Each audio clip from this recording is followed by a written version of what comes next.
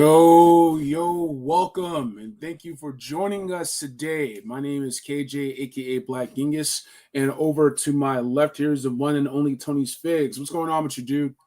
What's up, brother? Yeah, man, just ready for this stream, man. It's gonna be fun. We got the guys here. Well, let's go ahead. Let's bring them all in. First, let me go ahead and introduce a very good friend of ours, Ken Poe of Kennections, of Toy Kennections. What's up? First Freudian slip of the stream. Tony Kennections, Tony Kennections and Tony Genghis. Tony Genghis, Black Figs, and Delta Connections. Okay. Black Figs. We're already off the rails. Without further ado, let's put in your partner in crime, Steve Plett of DELTA-17 Toys. What's up, Steve? How's it going? Hey, how you guys doing? Pretty good, brother. Nice to see you. Yeah, I am already creating spoonerisms and aphorisms. It's great. We appreciate it. We need the fodder for later, man. Right. Yeah, man. And this, my favorite brand, 𝐸-𝐺𝐥𝐥, doing fantastic. Really great stuff. But we got to talk about this. We got to talk about your Delta-17 Figs, man. You've had a hell of a launch year, and it's been fantastic seeing this stuff up and close. I got to give a shout out to this Okami Fig right here, gifted to me by none other than Kenpo himself. This looks fantastic. I have been playing with this as my desk tchotchke for days, and it's been great, man. So thank you very much for this. Yeah, appreciate that, man. Yeah, it's a lot of fun, man. It's a lot of fun making this stuff. It's amazing to see it actually turn out. You know, it's just incredible. So, what has been a highlight for you so far, just off the top of your head, for this year, this launch year of Delta-17? Oh, I don't know. I love just having these things in hand, you know, like quality plastic. I love plastic. I'm crazy about the O-ring style figure. That's what really turns my crank in a huge way. So to see these things come out and to see them in so well done, you know, really high quality plastic, just as good as any G.I. Joe figure from the 80s, 90s, you know. Other than our T-hook wasn't exactly made perfectly, right? It was a little bit gimpy. It's fixed on the one KJ has. That was the only one we got it right. Reach out to us. We'll mail you some new ones as long as the U.S. Customs lets me actually cross with them. They're being really weird right now. They're not letting me cross with anything right now. So it's strange. But we do have free replacements for anyone that wants to reach out to us. All right. And Ken, you've been behind the scenes. You've been like the DJ for this line this past year. What would a highlight of Delta-17 2024? Joe Fest. Because here's the thing, right? A lot of people don't realize this, but we've been working on this toy line since 2020. Some concepts have been in Steve's head before we named the toy line. Probably been in his head since 2019, just in terms of specific ideas for characters, I believe, Steve. And then when we get to Joe Fest, and it's like, look, last year in the 2023 show, we had the prototypes, and that was sort of like, we showed up and there was a lot of reactions like, I don't know what I'm looking at, but I kind of like this. And then people started to follow us. The following kind of grew. When we get there for 2024, we have the full wave, and we have the Red Okami debuting for the first time and the comic debuting for the first time. And that first wave of 12 figures only debuted like 2 months before Joe Fest. So there you go. You've got the comic as well, right? So what ended up happening was when we saw the big rush on the Friday, and Tony, you were there. You saw the rush on the Friday in the lineup. It was like, this is the culmination of everything that has been brewing since 2020. It's been 4 years in the making. And it's just like to watch that lineup just rush in and people saying, I want all 12. I want all 12. I want the Okami. And then like throughout the whole weekend, people are saying, like, I had one guy at the end, Steve, as you know, say, how much for a full case of the Red Okamis? A full case. Yeah, 50 what, of them. you know, right? And then like making the wholesale deals, like walking up to like Joel from Big Bad Toy Store, and he's like, "Hey, would you be interested in wholesale? We'll call you," right? Yeah. And just having like different stores go up and say, "Yeah, we'd like to carry your product," and it was just like everything we've been building, everything we've been speculating, hit this amazing boiling point, and we got to share it with friends like Tony, like some punk in the chat, like some non-punks in the chat. Thank Punk, you so much, Larry. Hey, Lawrence. thanks, man. And he wants to know, Lawrence wants to know, and thank you so much for the super chat. When can we expect 6-inch figures? Let's go right into it. Steve, tell us. We want to know. Tell us. Tell me. We're really messing around with the idea of putting out 2 figures in Wave 2. So no, it's not going to be Shepherd. Sorry. I know. I got him already. Yeah. We're really thinking of doing it. I've got one guy who's going to blue sky it first before we Oh, really? before we really nail it down. What we want to do is we want to take the 6-inch figure. We want to do it a little bit differently. So we're looking to, I don't want to give away too much, but we're looking to change up the way a 6-inch figure looks a little bit. Nice. So yeah, so and the articulation, I'll be talking to you guys quite a bit more in depth behind the scenes to nail down what the best form of articulations are, for abs and different, et cetera, et cetera. Yeah, no problem. I've got to give a shout out, and I will feature more of this later with the stashable gear and everything else. The awesome stands, everything fits to a T, nothing loose, nothing like trying to force something in. Definitely for adult collectors. These babies, be very careful with these, but worth it. We gotta show some love to the chat real quick before we continue on. Thank you so much for everybody joining us right now. We gotta give a shout out to Same Time Toys. Dude's at work and he's still rocking with us, man. Nice. Victor Matthews, hello. JoeFan84, what's going on? And of course, yours truly, Kim Poe, was once a fan. Now he's a collector. Now he's a creator.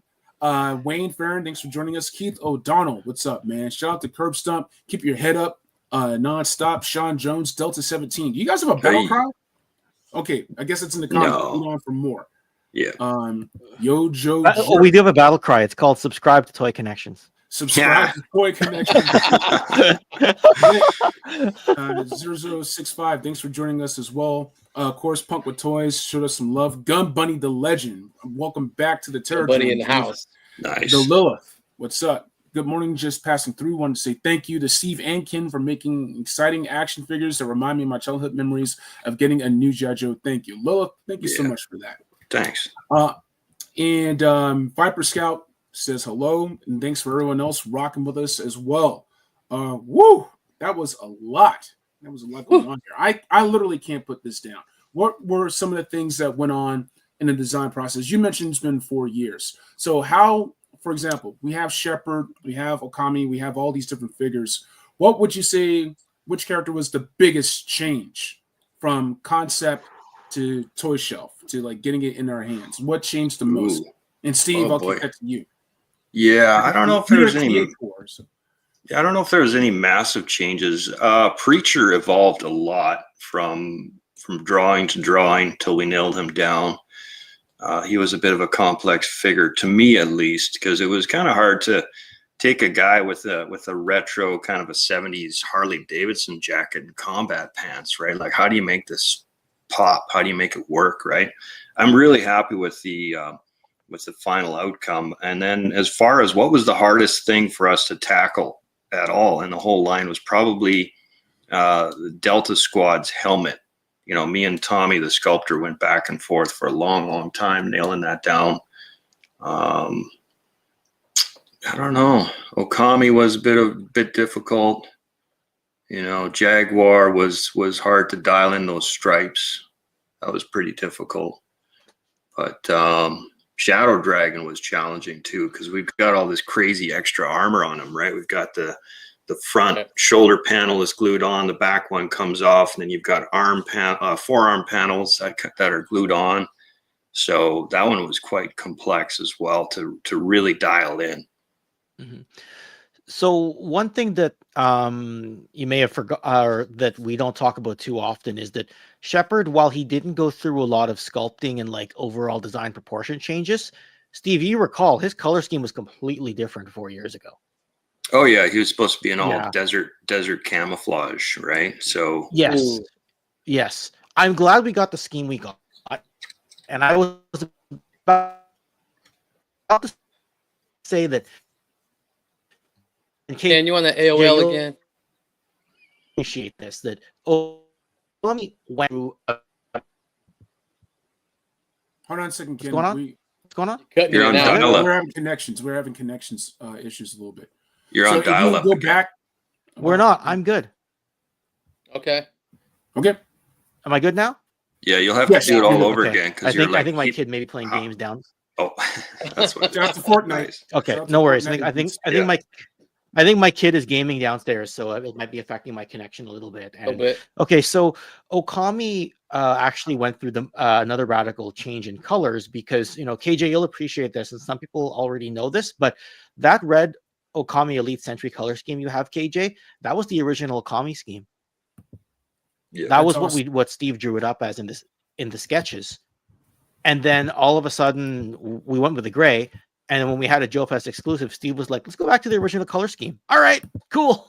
yeah, it was good fun. Yeah, there was a lot of changes that yeah. we made when it came to colors because we wanted some uniformity, right? We wanted these guys to seem like they're on a team, not just a bunch of miscellaneous dudes coming at you, right? So Right, it's been done.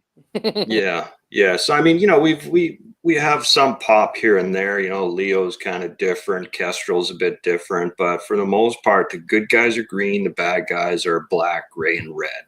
And that's how it'll remain for most of the core as we move forward. So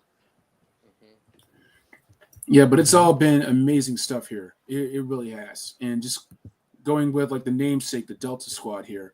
You guys had to really land on something that is its own aesthetic. So what was part of the back and forth? Did you feel like, oh wait, this is too RoboCop, this is too Joe? Like what was the key visual component where you're like, okay, this is Delta-17, this is Delta Squad, this is 1/18 scale redefined for the independent market? Like what was that moment where you're like, okay, we got our signature? Yeah, if I could add to that, it's just looking so good, very, very urban military and tactical. It looks awesome. And then with the helmet, like, whoa, that's different. So yeah, appreciate it, man. Yeah, that's a really great question. It's hard to that's one of the hardest things as a designer is to where you can say, okay, this is mine. Because if you look, I mean, G.I. Joe, they put out 500 different figures from the 80s to the 90s. They've done pretty much everything. And then you look at all the skins of all of the video games, and you look at Pinterest, you look at, ArtStation, pretty much everything's been done. How can you ever say that anything is really mine, that this is dialed in, that this is ours? And that's really the tough place to be. I mean, there's nothing new under the sun, and yet we still claim that this is ours. But I don't really know how to answer that. We're very happy with where we're at. People enjoy it. I do feel like these things are ours. Designing is always very tricky. You can just keep on going forever and ever and never stop. And that's the hard part for an artist, is to actually stop creating and call something done, because you could tweak forever and ever, right? So yep, George Lucas. there we go. Yeah, exactly. Yeah. Love the sniper rifle here. This stuff is, you guys have to be commended. Like this stuff is as ferocious as any figure, let alone a 1/18 O-ring figure on the market. Like you guys are honest to God toy makers, and I just give you guys applause. Hold on a second. Wow. Jeez. Yeah, it's fun. Oh, thanks, you ever have any more pictures of that original desert looking Shepherd? I'd love to get my hands on him and do a 6-inch Shepherd like this one. Yeah, I think I got him over there printed out. I'm not sure if he's still on the top of the pile or if it got shuffled. I'm not sure. Are we allowed to show it? Are we allowed to show it? Sure. All right. Do I have to cover anything else up on this? We cover up Yeah, cover What's his something name? Oh yeah, there's the Nuke Trooper. That's got to be covered up, as well as Shadow Dragon's original. Oh, like look at that shepherd. I can Let me see. So we got repaints. That is so just to answer, Kim Best is asking, I hate myself for saying this, but I wouldn't mind repaints of Shepherd and others. Desert Shepherd is on the way. Can't speak for Arctic or Murdered Out Night Force Shepherd, but still. Ooh, and look at what Preacher used to look like as well. Mm-hmm. That is clean. No, I like how Kestrel. but that is dope. Yeah. You see how Kestrel and Jaguar don't look that different. This stuff is as good as what we're seeing from the Transformer Collaborative Joes, from what we're seeing from Super 7 Reaction Plus. You guys are in there, and you're a part of this new resurgence. So I hope you really understand that. Joe Best is also asking, Joe Fan had a question. I collect modern Joes and like how their name is understand. Is there a way to get a decal or something with these names, the printing and whatnot? So is that in the cards? Well, we certainly don't want to get into like super, custom stand per each guy. I don't know if you could fit a decal onto the stand. I mean, the Delta name takes up a good portion of the bottom here, and that's where all your space is, right? Yeah. So I don't think it's really possible. What I did want to do was make a special stand for Retrograd and a special one for Dark Shadows, but we ran out of time, and we were just, at the end of the day, it's mostly just me here doing most of the stuff, and then a handful of sculptors that we hire. And so, we run out of time a lot of times when the deadlines are coming in. It's just like, hey, we got to press go. And it's like, I've got everything on pause. I'm like, not yet. We got to dial it more. And it's like, no, it's like now or never. You're going to miss your window, dude. So we got to let things go at some point. Okay. But yeah, thanks for the kind words, man. We're trying our best. Like, my goal is to make things as good as the original era line. Hopefully better, or just not do it at all. Like, there's no point coming up to the table if you can't, that's just my goal. I really, really want to put out the best toys that we possibly can. Otherwise, we're not going to put them out. All right. Some more select choices from the chat. Ken Best, we already covered that, but Commander Curbstomp is all in. Can't wait for weapon and accessory packs. And I second that. Giraffe wants to know, no neon pink and turquoise color schemes yet? No stuff yet? Are we in the Deke years? Are we in the 92, 93, 94 years? No jumping yet. No Space Force, no Cobra Law, no, I don't know. We might do Ninja Force. We might do a I neon. like Cobra Law. I like yeah, all sorts. No. Lilith is also asking, hope this doesn't come across as being disrespectful. D-17 doesn't look like G.I. Joe. If you look through any military uniform books, especially if history, there's so much you can do and draw upon. I'm going to add to that. Are there influences, right? There seems to be like a very Cold War, Red Heat influence, but are you like pulling in? You can pull in from different eras. You can pull in from different genres, but like, is there anything where, like with G.I. Joe, they were very influenced. You can see what the Mad Max years were. You can see what like the Predator Commando jungle years were, right? And so on and so forth. So were there like eras or sagas that you were looking at for Delta-17? I mostly study just pure, like just straight modern military stuff, right? So I'll go on a tangent and just study whatever, the NZSAS for like 2 or 3 days straight. And I'll be like, dang, I want to do that. And then I'll get into the Swedish modern army, and just go on maybe a full week of studying the Swedes, and then jump over to the Norwegians and the Finns and how they cross-train and all this stuff. And it's like, most of my influences come from modern military. And then I know that people, we're selling a toy at the end of the day. So I know I got to add toys in here. So that's why we've got robots coming out. I'm not much of I loved robots as a kid, but in my pure, my Puritan kind of military mindset, they don't really fit in. But it's like, well, we gotta kind of amp this up. We gotta make this exciting, like, from a kid's point of view, right? So little tanks and little ninjas and stuff like that, they have to be added in. I mean, this is still very, very toyetic, right? This is like, Especially, it's crazy how you can go crazy with the villains. You know what I mean? With the villains, you have a little bit more freedom in your own mind, I think. It's like, oh, these are the villains are going to fight. I got to make them a little bit crazier. They can be tactical, but they got to be a little bit of a sci-fi, a little bit of fantasy, a little bit of stuff like that in there to make it different, make it cool. Yeah. It's bizarre. Yeah, like as I'm making wave 2 for the good guys, I'm sort of starting to branch out a bit. It's tempting to branch out in the same way that you would with the villains, and it's like always like, no, can't do it, right? Right. You always got to have your, I don't know, corn-fed kind of a, football kind of guy, as opposed to, on the bad guy's side, it's all grape soda and donuts and punk rock and everything, right? So it's bizarre. That's the official beverage of 118 Villains. Is grape soda. They get hammered off of it, apparently. Yeah, they spike it. They pour some vodka. They put vodka in there. Twisted soda. It's that hard soda. Viper Scout, no mad scientist? No, we're not. Well, I mean, the whole idea of a mad scientist, I don't know. Like I listen to a lot of I listen to a lot of psychology too. It's something that I really enjoy. And they tend to say that the idea of someone being insane and yet completely highly intellectual is probably contradictory in terms, because insanity tends to unravel your intellect as you go. So therefore, anyways, I'll shut up. I'm gonna get down some Jordan Peterson rabbit hole here, but I don't know. There's a bunch of things that we want to.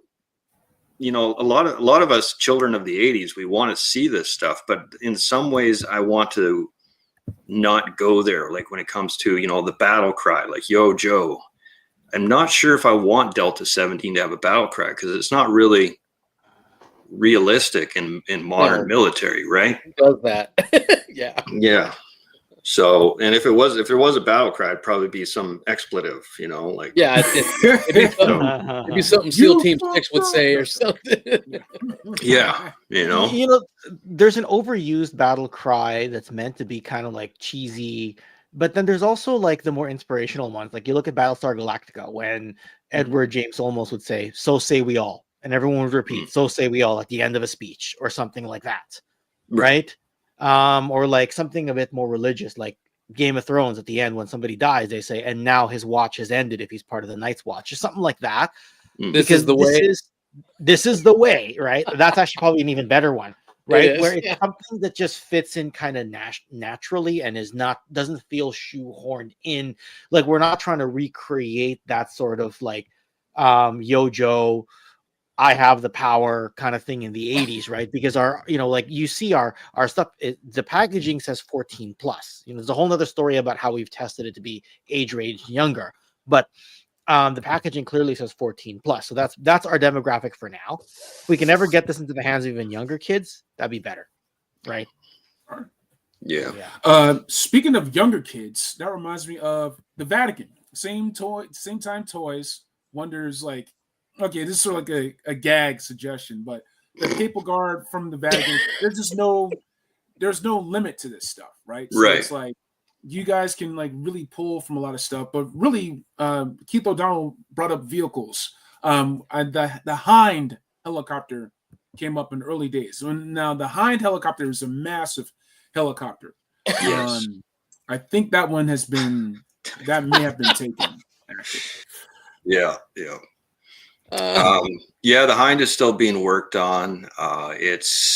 We're having a tough time. I know most people wanted it to be 2.5 feet long. We're having a tough time keeping it at 2.5 feet. It's currently sitting at 3 feet, just because we were shrinking it down, and then the cabin space wasn't big enough, so we started expanding that, and then the tail was too short and it was looking kind of wonky. So our maximum size is 3 feet long for sure. We don't want to exceed that. But I don't think we're going to be able to deliver under 3 feet. And as far as other vehicles go, we've got lots of plans for other vehicles. There's some combos that I think people will find really, really exciting. So we want to do, like in some ways we've sort of tried to change the game a bit with our accessories, you know, and we want to do that with vehicles as well, where you know, one vehicle actually holds the second vehicle, but they're not kind of wonky. Like some of the G.I. Joe stuff where you had a second vehicle pop out of the original one was kind of like, you know, this is kind of not the best. I'll leave it at that, right? Whether it's the Raider or the Condor, which are all really amazing vehicles, but when you pop them in half, they're kind of like, you know. Right. So we want to do something different where both vehicles are going to be like, holy you know, they're both awesome. This sort of reminded me of, there was a British line called HM Armed Forces, and the way they got around the stuff was, it was very chibi style. So, for example, things were kind of like squished, basically. Oh yeah, nice. So you would have to play with the proportions, but it sounds like that's not something you're interested in doing, right? Like you don't want to squish it. Yeah, not like that, you know, like because that Harrier looks like an egg, right? Yeah, it looks like a little kid's toy, kind of. Yeah, which is fun. You know, I would probably collect that line. It looks kind of cool. Yeah, but it's not, you know, as an adult, you're not like, whoa, this is a respectable death dealing machine. It's more like hee, you know. Yeah, or just like the squishness of it takes away from. I like that right there. That's not bad. You guys are trying to do. That's not bad. Yeah, that one's not bad. You know, some squish and stretch is good within reason, right? I mean, that one that you're showing there was well done. I think that I'm not going to disrespect that one at all. That looks good. Yeah. Okay. That looks cool. That's like a real G.I. Joe thing right there. Yeah. He's going to mess with some of those too. This HM Armed Forces was originally for, I want to say, either 8-inch or even 12-inch, like Action Man type figures. So it was meant for bigger figures, basically. Oh, okay, nice. Yeah, there it is right there, Ken. With all his flocked hair. Yes. Get the flock out of here. Flock out. That's the battle cry. That's the battle cry. There we go. Flock out of here. You hear Shepard, get the flock out of here. So this one's a bit interesting. Bobby Wold is saying, I like to see third-party groups take on more characters that Hasbro are afraid to do, like Fresh Monkey Fiction's Hooded Cobra Commander. So you guys already have masked figures. You guys could go places that Hasbro can't. You guys could do Ku Klux Klan figures, basically, to have them. But they're an actual group, so they may not like getting, having things happen to them. That's the extreme example right there. Right. Okay. Yeah. Let's just do the Klan versus the Panthers, and hell yeah. While we're at it, like let's just try to stay away from controversy altogether. There. Grant Hampton's Revenge. I'm down for that, man. Yeah. Grant Hampton taking out some feds and be like, "Oh, you thought reincarnated, bitch? No." Yeah. All right. So we have Gun Bunny Customs. Those HM Armed Forces tanks work awesome for classified. I use it as a base for my AP. They did, man. Whoa, a Delta. Well, never mind. I'll stop because you guys already have plans. Yeah, how far are the plans going right now? You guys got plans to like 2030 or what? Yeah, it's like I never nail anything truly down because I like to keep things fluid. Like we have, I guess, 13 figures. I guess if you add in Hailstorm, that would be 14. 15 with both color schemes. Well, yeah, but that's... I know, the blue one's non-canon, so I know what you mean. Yeah, right. I don't know. We've got a lot of guys that we want to do, a lot of girls that we want to do, a lot of things that we want to do. I don't nail it down. I like to keep it very, very fluid as we go because some things like I'll be like, okay, wave 2 is going to have these 12 guys. And then as we approach and as we're working, I'll start to pop people out and replace them with someone else that makes a bit more sense for where we're going in the plot and where we want to, this guy versus that guy. Sometimes if you have let's say an Arctic trooper over here, you want an Arctic trooper over there. So you'll pop this person out and replace him with someone else. So yeah. All right. But we have a lot of stuff that we could easily go to 2030 for sure, you know, and it takes about 2 years to do a wave, so it's not like we're doing a wave every year. I wish we could do a wave every year, but it would have to be smaller, like 6 to 8 figures probably. Okay. It is. I know we've gotten some questions in the past about like, hey, how come there's not much for Wave 2? Are you already running out of steam after Wave 1? What they don't realize is that we worked in the background for how many years before anybody even knew who we were. From 2020 to 2023, nobody knew anything about us. We sort of just showed up in 2023. Then there was a bit of fanfare, and then 2024 was kind of like the big loud sound that, you know, you just go, oh wow, you're already done, you're ready to go. And then you're kind of back to square one at Wave 2 again. Yeah. You're trying to develop, but you're not changing anything in your development process. It's just now it's very public, as opposed to before we developed most of Wave 1 behind the scenes. And that's why 2025, as much as it's not going to have Wave 2 out, we're still going to have, for all intents and purposes, 4 figures out there. We'll have the Joe Fest exclusive, which will be a 2-pack. We'll have the Hailstorm in its standard colors, and then we'll have the non-canon blue color for Hailstorm. So effectively you still get 4 figures in 2025, which is not a bad way to go about things, right? Yeah, because you do get new tooling entirely for Hailstorm, even if the Joe Fest exclusive is not going to be new tooling.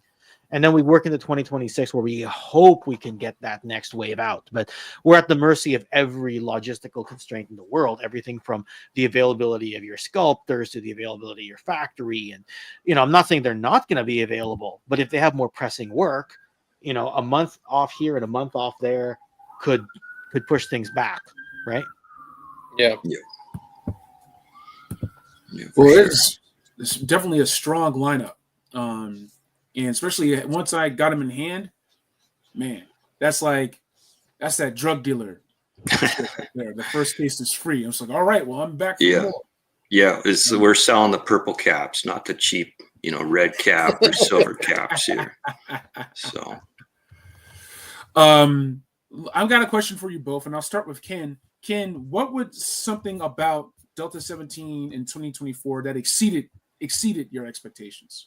And I'm pretty sure my dude, Tony, he's got several questions, so I'll shut up after this. So what exceeded the expectations, what you're saying? Oh, yes. I'm going to go to a certain figure, Thunder Battalion. Neither me nor Steve, maybe I'm wrong, Steve, but we didn't figure that was going to be as highly sought after as it was. I thought the Okami would outsell it. Like, I actually thought that the Okami was going to be our big army builder. And I'm not saying the Okami's done poorly, because once the red one dropped, everyone back and bought the gray one. But it seems like everybody wants 4 of the Thunder Battalion, right? And, you know, in the packaging there, the belt pouch is actually on backwards. So right out of the gate, we're like, well, there's one mess up already right away. Oh, I see what you're saying. Already messed up. Yeah, right? But then everybody bought them. And then they threw the mask on. They put his gear on, and they're like, "This is it. This is our Spetsnaz trooper." And that just blew my mind that was actually the strongest one. And I'm not saying it wasn't a strong figure. I just didn't have it ranked number 1. But I see what everybody likes about it. So that exceeded gray, period. Yeah. So this is Joy Toy level, like the details, yes, like all the stitching, the pops of red, the mask. An import figure like this would be $40-$50 easy. I'm talking Acid Rain, I'm talking Haya Toys, but you can get this stuff right here and now. Delta17toys.com, delta17.myshopify.com. This stuff, you guys are pulling your weight and you're batting as good as the greats. Like, you're on some Freddie Friedman stuff right now. You're on some walk-off for the month of December. Stuff. Thank you. For the month of December, that's $20. So. Okay. Yep. Got a big sale going on right now. You guys want some? You got to go grab them. Grab them the other thing that really exceeded my expectations is just the high level performance of our project manager who works with the factory. Steve, you know what I'm talking about. We'll be talking, and he'll be like, "Okay, he sent back some files. I got to get on this." And he was the one pushing us, not the other way around, which was crazy. Yeah, it was hard to keep up with them. Him and his team are amazing. They're amazing. Yeah. You know, like when we get into the refining of the sculpts and get it ready for tooling and all that stuff, when we get into that zone, it can be 4 to 6 hours a day, every day for a couple of months. So just working on just strictly on with the factory on fine tuning every little detail.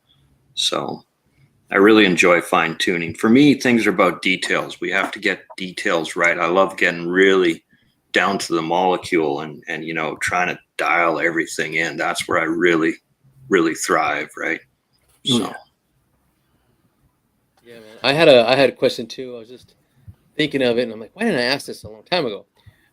When you were in the process of designing, you know, the different squads for the villains and the good guys, was there any outline that you had to follow, like that you made for yourself? Like, okay, I got all these individuals I want to make there in my head for the villains and the heroes.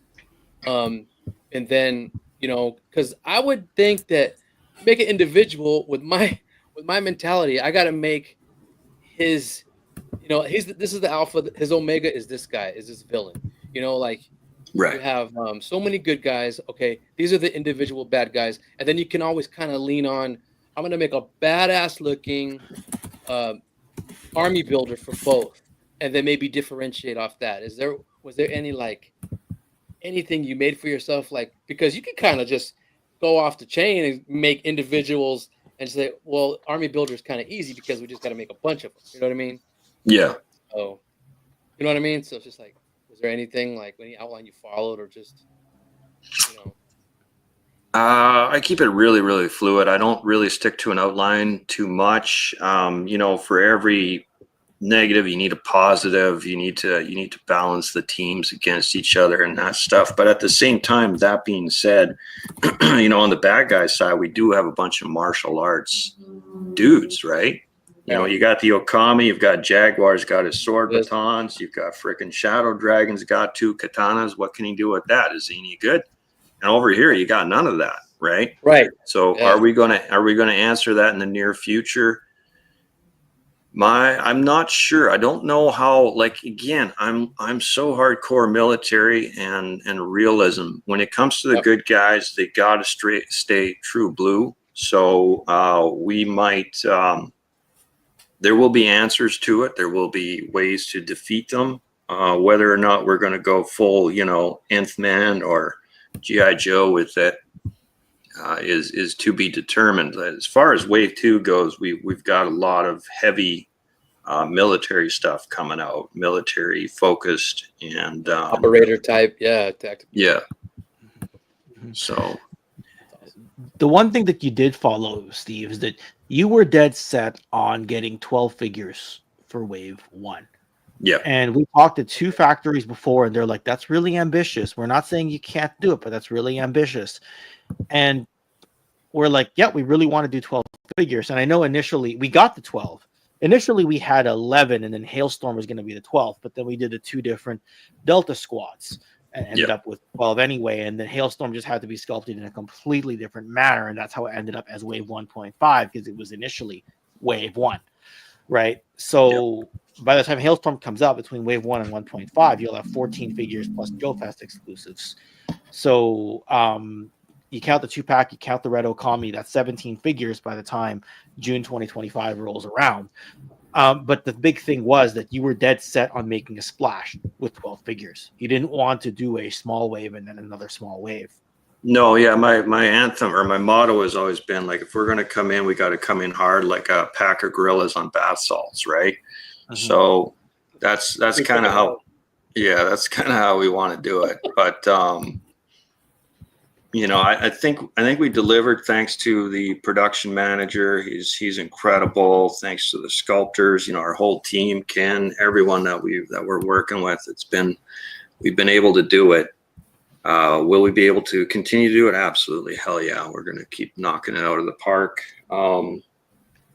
And, you know, so we want, so there's a sale on right now, 20% off of everything except the Red Okami is only 10% because he's kind of new and there's not very many of him.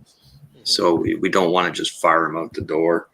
Right. But yeah, and there's a free online comic. If anyone wants to check it out, you go to our website. You'll see there's a free comic there. You can buy it in print form if you want, but for now, it's on the web as a free read. It's only $4 if you want to add it to an existing order, right? That's awesome. Okay. Yeah. One. Highly recommend it. Go ahead and get yourself a copy. Thanks to my Terrordrome bro Tony for hooking me up with this issue right here. Nice. Yeah. So you guys know this ecosystem. You know this landscape. You've been collectors for years, for decades. What was it about the O-ring situation, basically? Circa 2020, or when you guys were starting this, that left you. Was it dissatisfaction, or was it just purely for the love of it? Like, what was it that just really jump-started this and poured kerosene on that bonfire to be like, they're not doing this, so we're gonna have to? And that leads to Thunder Battalion, that leads to Okami's, Preacher, Rooster, you name it. Like, what was it? And be like, why haven't they done this? Now we have to. Like, what was it? Well, I'll back it way up then. Ever since I was a kid, I've been creating and writing, and so I want to do full-length cartoon feature movies as well as cartoon series. I want to do comics. I want to do toys. So I've been spending thousands and thousands of hours writing and filling binders full of drawings and plots and different stuff like that. And then in 2019, I almost bought an O-ring, figure line that was doing primarily repaints, right? So I started getting together all these themes and teams. I really wanted to ramp it up and make it, so there was cohesive teams, not just like, now this guy's blue, that guy's black. And as I was doing that, I was like, man, as time goes by, I want to start making new characters. That would be my own stuff. So the guy that was about to sell me the line, he backed out. Like, there was just like, I don't know if he can, he was like, I don't know if I want to really actually do this, if I really want to sell it. And I'm like, all right, that's okay. So I spent about a week just kind of scratching my head. And I was like looking at all these drawings of all these new guys that I wanted to make eventually, like that was my goal with this company, was like, eventually retire the old G.I. Joe molds that are just being recolored and do my own stuff. And it's like, well, why don't I just do that? Just jump straight to that. And it's like, is that possible? I don't know. So we just started digging, and I reached out to a couple of guys out there like Ken, and we just started digging and finding project managers. And I looked on ArtStation. I found some sculptors. I was like, this guy's probably the best that I can find. So I approached him, and I found him just at the exact moment where he was in between jobs, and he's like, all right, I'll do it. So we just went for it. So the whole time I was wondering, is this actually possible? There was a part of me that was like, I don't know if this is possible, but we might as well just keep going because we started, right? So one thing I'll caveat is, do you really think these figures would have looked as good in the modern 4-inch scale, like the 25th anniversary Joes?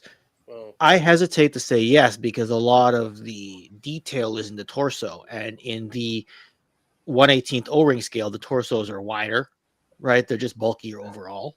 And I think that they just would not have looked as good in that 25th anniversary 4-inch modern G.I. Joe style compared to O-ring. Now, the point of going to that scale is to get a little extra in the way of articulation. We've already added the swivel wrist, so we've covered part of that, right? So I understand that, like, it is retro articulation, retro technology. I like to call it retro plus because it has the wrists, which is probably the biggest miss in that retro technology, if you can even call it a miss. I mean, it was the best technology they had back then. Is it really a miss? No, right? But we've just, that little level of detail gives it that modern feel with the retro passion involved, if that makes sense. Yeah. Yeah. And when it came down to like, okay, if I'm going to devote my life to a toy line, it's like, well, I want to reach for the golden ring, the top of the mountain. To me, the pinnacle of toys is the O-ring figure. And that's just an opinion. That's all it is. Right. So if I was going to put countless hours into it, that's where I would throw my anchor for sure.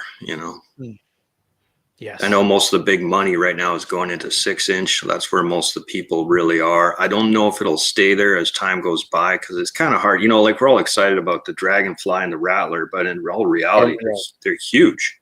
World building, room. Yeah. Yes. Once we fire out the Hind, the MRZR, and all that, you'll see the world we're trying to build. And Hailstorm is part of that too. Yeah. Right? Yeah. Yeah.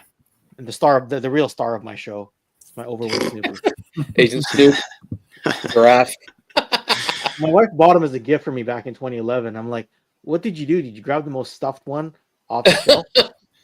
Right? And she's like, isn't that the point of it? I'm like, and he's been a gag ever since. He's just been kind of you know, Nice. he just sits behind me on streams all the time, and it's just like, what's with the overweight Snoopy? I'm just like, that's the point. That is the point. So, yeah. Too many trips to the buffet. There you go. Too much dog food you've been feeding him, Ken. Yeah. He was well fed during the pandemic. I can't complain. Nice. Taking him to the bar too and drinking him, it's just going to his belly. Yeah. Anything I can't chug, he's just like me. Fill that bowl. That's a lot. Just letting you know, I was with him at Joe Fest. We were drinking. Yeah, we were. I was drinking with both these fools. It sounds like I missed the best Joe Fest in the world. Oh my god! But each one gets better. Each one gets better. And Tony, Yeah, you coming next year? You gotta come next year, man. On it, man. I'm trying. I usually go to San Diego Comic-Con and I get bankrupt in San Diego. I have to show off my pride and joy. These guys have already seen it before. I have to show this off really quick. This is the poster I got from San Diego Comic-Con, actually signed by the Joe team. So there's the artist Tom Whalen, Lenny Benzica, Emily Bader. Cool. Shout out to Tony Colella. Shout out to John Warden, who deserved much, much better, but he's going to land back at his feet. I'm not going to ask you if you've approached John Warden. I'm just saying I like John Warden. And, of course, Sarge, who signed this. So I got to really choose. Like, is it going to be Joe Fest? Is it going to be San Diego Comic-Con? It's a Sophie's choice, man. I'm just saving up my money now. And because I want to do a lot more, especially with the Black Genghis brand and kicking it with Tony and the Terrordrome, and of course the homies over at Toy Kind of Mood, who were well represented in Joe Fest last year. Let me just put it that way. So we'll see. Nice. We'll see how that goes. Well, let's hope so, man. Let's hope so. Yeah. I'm working on questions in my head right now, so I'm. Oh no, I was making sure my internet didn't crap out again. So yeah, I mean, otherwise I was gonna say, hey, how about that Robo Skull? That's all I was gonna say. Oh yeah, I got it here too. Shout out Genghis got it. Whip them out, boys. We're gonna talk about this tomorrow. Oh, you have two different versions. Oh, they're flexing. Look at that. Bring them out. Bring them out. Bring them out. Look at how big that thing is. Now I remember it at Joe Fest. Oh my god. This thing is massive. XC6. That's what she said. Gigantic. Hey, go ahead, Steve. Yours is the. Take it to the limit. Oh, you got the red skull, and now you're digging it. Nice. Oh, there you go. I'm digging it. Sweet. This is it may be recency bias, but I think this might be definitely top 5. I'm still thinking about it. Some people are saying tour of the year. I got to play with it a little bit more. The ratcheting, right? So you guys have done really great stuff with Delta-17 where I can put this stuff with anything, you know? Like I can put this, it just fits, man. Like, you know, if you were able to get the HISS tank from the retro collection, like you can fit these guys in with it. You can make like a little Crimson Ninja team. So like part of the appeal of Delta-17 that it blends in, right? So was that a happy accident, or were you like, let's make sure that this just meshes? This meshes with, you know. I don't know. You know, I was really surprised. Like when I made the bad guys team, I made them all gray, red, and black, and I thought that I was doing something semi new there. Not new, but you know, something a little bit unusual. And then as everyone else brought out their stuff, there was a lot of red, black, and gray going on. So it's like, hey, right on. You know, it all blends together. That's awesome. So it obviously, you know, I wasn't the only one smoking that, whatever that was. you know, we were all coming up with the same thing. So it's good. It all fits together really well. So I'm actually quite excited about that. Right. They'll come out really, really good. Production defects. Oh, Tony, you gotta help me out here. Oh man, I'm just after seeing that, you know, the sheet with the different the paint options, just going around in my head, getting fodder to make some more 6-inch to show these guys. Yeah. It's fun to make, man. When I see you guys' designs, I'm like, wait a minute, what I got on my fodder, I can. That's what happened with Shepherd. I'm like, oh my god, I can make these guys bigger. You know what I mean? And let me just say, Tony's one of the best, man. You got the side by side, right? I just want to show you side by side real quick. Oh, the baby Shepherd and Daddy Shepherd. Yeah, Shepherd Nice. and Shepherd Jr. Wow. Yeah, that's amazing, man. That looks wild. Look, I know I'm showing them to you before, but I'm just like, damn, I got to get some more. I got to start making some more for these guys. And the gridiron weapons just set them off because I have that nice shotgun that he's got behind him too. I didn't have it on his backpack yet, but yeah, man, I got lucky that I was able to match, you know, holster for holster, and you know the shells on his leg came. I really wanted to do that because that was just awesome what you did. That is excellent, man. With the shells and with Flint's bandoliers, that's all I had to do was paint them up and they matched this guy. Yeah, that looks wild, man. I love your iteration of that. That's crazy. I think, did you see Ray Murphy? Ray Murphy did Rooster. Yes, he did. Oh yeah, yeah. Oh my goodness. So wild. I mean, I'm gonna guess that everyone in the chat wants a 6-inch figure from us. I'm just gonna go ahead and guess. You know, one of those things that we're always going to be largely grounded in the 1/18th scale. By the time a 6-inch figure comes out, a lot of these other toy lines are going to be so far ahead of us. We're not trying to catch anyone, right? Right. But so many of these lines are going to have so many waves out there already. But it'd be cool just to give it a shot and be like, hey, throw this out there. What do you think? Right. But we're always going to be grounded in 1/18, I think, because that's where we're going to build our world. There you go. There's Ray's Rooster. And I think you guys met Ray at Joe Fest too. He came with his brother. We did, yeah. I kept mixing up which brother was which, but yes. Yeah, if we do, they are twins, right? No, Ray's the younger one. Are we gonna get stickers and decals? Like he had to make his own. I'm like, man, you guys had the logos are great, the designs are great. Can we get patches? Can we get stickers? Man, the logo design. You guys rocked. You guys rock those logos are excellent, man. They're amazing. Thanks, dude. They look serious. They look like a real operator can be wearing. You know what I mean? It's like those are awesome. Yeah, appreciate that, man. Yeah, I mean we've got patches and decals right now. Yeah. You know. So we've got the tactical green and then the blues, and then we've got a couple of decals. Problem is right now the US Customs is being really weird. Like I used to be able to cross over with some forms, and then they told me to switch over to a different form, and now they're telling me just nothing at all unless I use the ACE system, which is basically a system of self-brokering.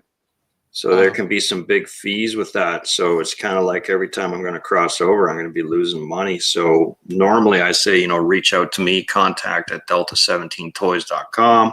I'll sell you a patch for $5. A decal's like $1 or whatever.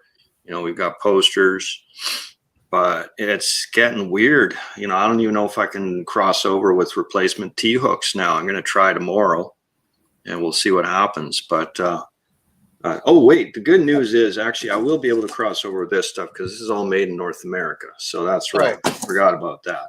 But you were talking about decals like with the hailstorm. There'll be two decals, decal sheets, right? Yeah. So Okay. Some extra bigger stuff down there if you want to put it on like a Stinger or whatever you want to do. It's just the smaller stuff right up here that will fit on the hailstorm. Right. Okay. So the rest of this is all extra, and then you can do whatever names and numbers you want to do. Excellent. But yeah, as far as the 6-inch line goes, like if we are going to do it, we're going to probably do that. Nice. Okay. And we're gonna try to change them up a little bit. I'm not gonna explain what that means. If it does happen, you'll see it. You'll notice, like, oh, that's different. You know, so we'll leave it at that. Tantalizing. Correct me if I'm wrong. What's the cost differential between the tooling and production manufacture of a 118 scale figure and a 112 scale figure? Because it's all tooling, it's all materials and paint and everything else. So what is the big difference, figure to figure? Well, we're about to find out. Like, we're not really typical when it comes to what tooling should cost for a 3 3/4 inch figure, because we go so hard in the paint with the accessories, right? So we do a lot of accessories, and so we end up using quite a few more blocks than most other people would, I would suppose. So it depends on how hard. Well, with the accessories, obviously, if we do desk barrel and rooster, we're going to do the exact same accessories. So I would think the difference in funding for tooling would probably be about $2 to $3 grand US per figure at the most. Oh, so it's not too bad. And then you charge a little more per figure times however many units, so you make it up very quickly, right? Yeah. And this is we'll see what happens. So what about like a Kickstarter or something, or do you not need it because you're 10 toes down in how you set everything up already? Well, we might look at the Kickstarter model when it comes to the hind, but that would be only to find out how much to make and to find homes for them, as well as to advertise for it. You know, you can get a lot of great advertising out of Kickstarter. I just don't like paying them fees because I don't think they're really worth it and all that stuff. But it's a good way to build your base. It might be a good idea to do for the 6-inch line. The only thing that I don't want to do with Kickstarter that is make people wait a long time. You know, the only way we would do Kickstarter is if we have everything lined up. Like, sculpting is done, tooling is done. Now we just want to, see how many of these to make. So we'll take in money, so that way the waiting period is really shortened down. Yeah, be like 10 months delivery time or something like that. Yeah. Right? So like do the Kickstarter for whatever, a month or a month and a half, and then within 10 months it's either at the fulfillment center waiting to be delivered, or it's already delivered, one or the other. Right. Just in that time frame in general. So yeah, exactly. Is there a bunch of cons in Canada, or not too much? No, I mean, well, it's toy conventions, mostly comic conventions, and then you get some weird little toy shows. But like Canada is a freaking huge country, but we're mostly lined up along the border because everything north of that is really, really cold, right? Yeah. So 90% of Canada, of the Canadian population, lives within the first 100 miles of the border, right? So the rest are all just the crazy Canucks that, like the cold. Yeah. So there are some really good toy shows in my area, but I find that like you get that one Delta-17 fan who comes along, he buys 6 figures, another guy comes in, buys 4, and then that's it. And I'll tell Steve, I sold 10 figures the whole day, but it's just 2 buyers. You know what I mean? Yeah. No, and then the rest of the stuff I'm selling is other vintage stuff. And I'm just like, I don't know whether I should still keep bringing these, Steve. But I mean, when the market picks up, you want to be right there, right? Right. So, yeah. Canadians are really, really weird. They're I love Canada. I love Canadians, whatever. I'm not trying to piss anyone off, but they're not at the forefront. Yeah, they're not at the forefront of what's hot and what's not and all that stuff. So it's all the US. When they get there, we'll be waiting. Let's put it that way. Right. Yeah, exactly. US friends have all the stuff. Yeah. We're here. We're in the country. Half of you could drive to get it from one of us. I know. So bizarre. But like the toy conventions that we have out here is mostly just used toys, right? Okay. You won't have a vendor setting up with brand new stuff, and if you do, people will be like looking at you like, "What are you doing here?" Yeah, for clearance, right? So, for example, like Mythic Legion stuff does not sell well at conventions here, which you'd think it would. And I think I ended up getting a very rare one for like 85 Canadian, and that's supposed to be like 300 on the aftermarket. Like I couldn't move it. I walked over. I'm like, "Are you joking?" right? I just picked it up. I'm like, this is a convention exclusive, right? But it's just the kinds of things that happens. They'll catch up. They just need time because they've already shifted from where they were 5 years ago. Things have already shifted a little. We're just waiting for that second shift, right? And then they'll catch up. Yeah, the clutch is slipping or something, but yeah, sorry. Awesome. Man. Yeah. So, all right. Questions from the chat. Mm-hmm. Johnny Reno, aka Cage's Customs, friend of the show, asks 12-inch Delta-17 figures. Never. Okay. Why so huge, Johnny? Yes, yeah, we're not gonna do that. That's shampoo bottles. Yeah. Nice. Okay, that I'd be down for, man. That'd be cool. Can you imagine? That'd be awesome. Yeah. Conditioner for the mohawk, body wash. L-Drome asks, were production defects to vintage Joe's broken crotch, thumbs, cracked elbows top of mind when designing the figs? Yes. Or is that a foregone conclusion with 40 years of aging plastic? No, that was always on my mind. I mean, you want to avoid that at all costs. I don't know if there's anything you can do to avoid cracked elbows. So far, I haven't seen one. I think I've seen one out of like the hundreds that we've looked at and the thousands that we've sold. So yeah, I've seen one as well. Man. Okay. And then, with the rotating wrists, we gave them PVC hands, which is it's a 90 degrees. So it's almost as hard as ABS, but there's more give to it. It's not going to break. It will stretch slightly.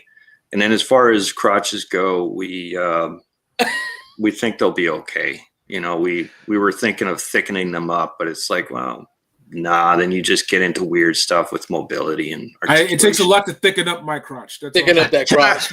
Steve, when I was talking to our factory guy, he did say that I thought we did do an 11th hour thicken on it around the FEP stage, and that's why we had the T-hook problem. That's what he had told me, but he was also having a bit of a foggy memory because at that point it was just you and him. Like I was in the advertising mode at that point in time. I thought we did that. Yeah. But I know I went back and forth. I can't remember where it. Where did it land? Did you tell him go ahead or did you tell him no? But it makes sense that's why the T-hook suddenly had some issues. Or the factory could have just said, "Oh, these T-hooks are just as good as the other ones," and they just ordered bigger ones. I don't know.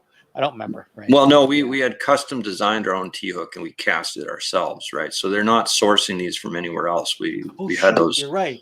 Yeah. We apparently own the T-hook design, don't we? Nice. Yeah. So we apparently own that. You're right. Yeah. And then I remember that now. He was like, "That's not mine." That's what he told me. I don't want to say who we gave it to. We were kind enough to give our T-hook design to another O-ring manufacturer out there. So they might also have some limb lifting issues in the future, but I won't mention who that is. And I kind of feel bad. It's like I gave you a broken item. Oops. I mean, it's not broken, but it's not fully 100% functional. Yeah. Room for growth. Yeah. That's pretty good. At least it jokes. But that's got switched on the Okami. So Thanks, man. Couple more questions, and then I'm going to hand it off to my brother from another Terrordrome. ETA for the MI24. For the Mi-24D model, I'm not going to put an ETA on it because we want to really, if it can't be so dialed that it blows your mind, we don't want to make it, right? We just don't want to make it. So I will push it back to 2035 if need be until we have that thing dialed. But I don't think we'll get there, obviously.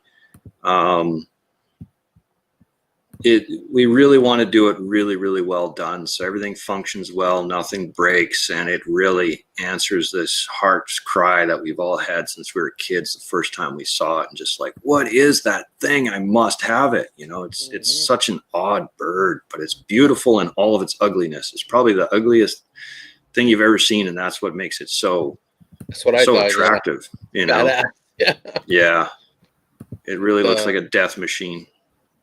Yeah, I remember collecting G.I. Joe special missions with the October Guard. I'm like, what is that? And then Red Dawn. Yeah. Oh my God. Soviet. When we started the project, we thought we could be done a lot earlier. Then you get in and you get into the sculpting, and it's just like, yeah, that's not happening. But Steve, good progress has been made. There's just a very long way to go after. Well, it's a very complicated thing as well. I mean, you have just for the wheel articulation for the rear wheels, you have two different panels that unfold, and they unfold in the opposite manners, like, you know, like that. And so we want it to somehow unfold in such a way naturally as you're pulling the wheels down instead of having to pop it up, you know. Anyways, on and on. We want it to have a lot of different features and to be really, really well thought out and well designed. And so the more stipulations that we add to it, the harder it gets, the more it pushes the schedule back. What the heck is that? Oh, right, for Rambo. It's an S62. Yeah, Red Scorpion. That's the Rambo one. Yeah. Yeah, Rambo one. Okay, yeah. All right, enough of that. All right, I'm gonna give a shout out to another YouTuber. But same time toys have brought up. Did you guys see G.I. Joe Berg's play motion with the 17? Yeah, totally bailing out the Joes. Absolutely epic. I was trying to find it. The closest I could find was them unboxing the red Okami. So that was a while ago. Spoon Killer did those portions. So if you look on Spoon Killer Actual on YouTube, you'll find his contributions to the Joburg stuff. So he did all the Delta portions. Oh, nice. Okay. Yeah, he's brilliant with the way he did his stuff. It's such a hoot. When you search Spoon Killer, you're gonna find some weird stuff. Spoon Killer _ Actual. Got it. All right, let me see here. This is, I think this is it. Okay, there we go. Yeah, that one's fun too. Oh, I gotta. He uses the audio from the Megamind movie. Oh, really? Yeah. So be sure to visit Spoon Killer Actual. Well, don't look at that. Leonidas' look is crazy. Yeah, he's fun. The design is very inspired. Yeah. Oh, thanks, man. Reminds me of that dude in 13 Hours. It was in shorts. The Tonto. Oh, yeah. Okay, so just for fair warning, 13 Hours is basically what it's the pinnacle of what we sort of base Delta-17 off of. That's awesome. So yeah, I love it. That's I love that where, damn movie. where we're going. 13 Hours is it's great, horrible. I know what happened and all the politics behind it and all that bullshit. But man, that movie was crazy good. Shout out to the homie Gaz for joining us as well. Hey, shout Gaz. out to Damon Knight. Guys, Damon. The chat has been showing a lot of love, a lot of activity. Thank you all so very much. Wraith. Wraith, what's up, man? Yeah. Don't make me bring the hammer down. Hey, I'm gonna stir up some shit, man. It's time. What do you guys say about this reaction plus? Like, what's up? These are the other kids on the block. These are the doppelgangers. These are the guys from Shelbyville that are riding their skateboard down Springfield that look a hell of a lot like Bart Simpson, but not really. Right. So what's the need to reaction plus? What do you think of this? I don't know if I can give I don't know if I can give my opinion on them because I mean I'm sort of biased, dude. I got just a wee bit of bias going on here. Well, that's right. I can give my opinion because I have CoverGirl, and CoverGirl looks hideous compared to the work that you did on Delta-17 with the I'm pulling it up here. Death Sparrow. Death Sparrow looks fantastic compared to. Thank you. In fact, let me go ahead and pull this up real quick. So I'm going to show off Death Sparrow, and then I'm going to show CoverGirl from Reaction Plus. I am not a member of Delta-17 Toys. I'm not a paid employee. This is my own personal opinion. All right. So these guys can get into trouble. So here's Death Sparrow. All right. Very lovely, down to the minute details.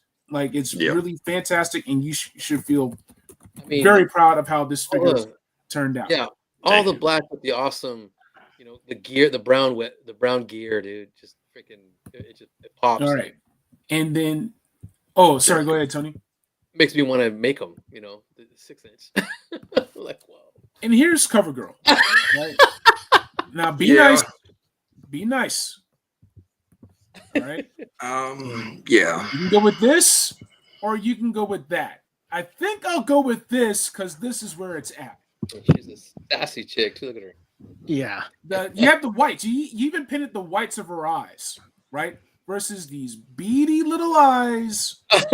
So I'm gonna be nice. All right. But once again, go into this. You got these Hangs out with Dana. lips. Yeah. And Tony, Steve, Steve, you weren't even fully happy with Death Sparrow's final design. You were just like, it's as good as it's gonna get today. Screw it, let's go. Well, yeah, we ran out of time. Otherwise, I would have tweaked it a little bit more. Yeah, you know. In what ways? Nah, I don't want to go there because then you point out stuff that people haven't seen before, and they're like, "Oh, damn, she is." Hold on a minute. Hold on. Yeah. You know. So no, I'm pretty happy with her overall. I think she's one of our strongest figures for sure. But when it comes down to it, like there's minute things that I would love to just change by 0.02 millimeters. You know, just that's how anal I get. I really, really enjoy trying to make the best form of the art as possible. As far as, the reaction plus stuff goes, I will sit that conversation out. I think they could have done better, but I know that people are very excited, and I think that that's awesome. It's rising tide and floating boats and all that BS. So yeah, I'm just joking. I was trying to be funny. Hence why you said it so haphazardly. Rising tides and floating boats. You didn't even say the whole line. You're just like, yeah, that line over there. Yeah. When it comes to Reaction Plus, my thought is that Cover Girl, we've never had a blonde Cover Girl. Okay, I'll take it. If I do a BBTS order at some point, I'd like to get the two Crimson Twins in these suits because you've never had that before. It's more about filling the gap and filling the look. So what do I hope for is that Reaction Plus with the G.I. Joe license absolutely brings O-Ring back in so many millions of ways that they make billions so that we can make millions, if that makes sense. Yeah, sure. Like, I want them to succeed so people go and say, okay, what else is out there? Oh, I think I like this more. It's indie, but I like it more. Sure, I'll catch the fumes of G.I. Joe on that front as long as we can grow. Well, I just find it a little bit odd because the bats that they made was incredible. I thought they did a really good job on the bats. And then if you take the Cobra Commander and you turn him around and you look at his back side, there's not one crease in his fabric at all. So he has been steam dried perfectly. So cleaned. Yeah, it's just strange, put a couple of creases in or something like that. But thank you, Lilith. Appreciate that.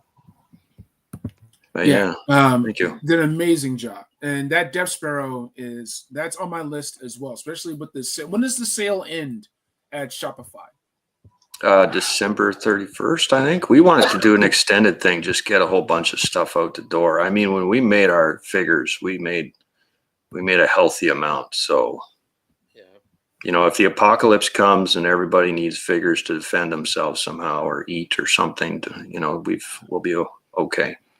I seen the boxes at Joe Fest. Yep. Yes. Yep. Oh, that's right, Tony. You saw the box when we had them all piled up. I saw them all setting up. Right? Like you saw them when we were partway through setting up. This is a wall behind. Hey, Pains, how are you? Hey, yeah. Yeah, there's more and more everywhere. All right, man. Well, we're gonna try to offload them out. We're in the Terrordrome now, so this is where this stuff lives. Nice. So once again, we have the Reaction Plus, but we still have the Reaction, the 5 points of articulation. Is there any chance that we could see retro style Delta-17 the same way that Grindstone Toys has been doing, like really retro style? Because I gotta feel like that's gotta be easier to manufacture. You mean 5 POA? Yeah. Is Grindstone doing 5 POA? You're talking about who is doing like the retro style? Yeah, Operation Longbow, isn't that? Because I thought Grindstone was also doing like the retro style for Skeletron, right? No, I mean that's all O-ring. No one's I was gonna doing say 5 that's POA. O-ring. I don't think they're doing 5 POA. Yeah. No. Okay. Yeah, the only guys Action Force did 5 POA, and we'll never darken that doorway. That's fine. Yeah.